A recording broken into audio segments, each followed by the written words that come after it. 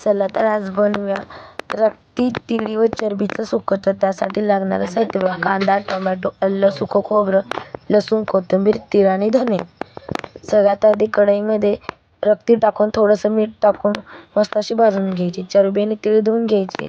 कुकरमध्ये 2-3 पळी तेल टाकून कांदा मस्त असा गोल्डन होईपर्यंत त्यामध्ये थोडं मीठ, हळद टाकायचं. मग टोमॅटो टाकायचं. चरबी, तीळ टाकून मस्त परतून घ्यायची.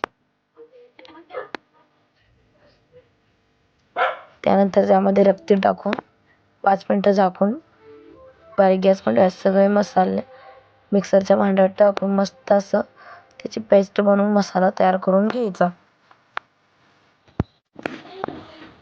बघा, त्यामध्ये मसाला टाकून चटणी टाकून मस्त असं थोडं गरम पाणी सोडून 2 शिट्ट्या करायच्या. बघू शकता कट कसं आलेलं आहे.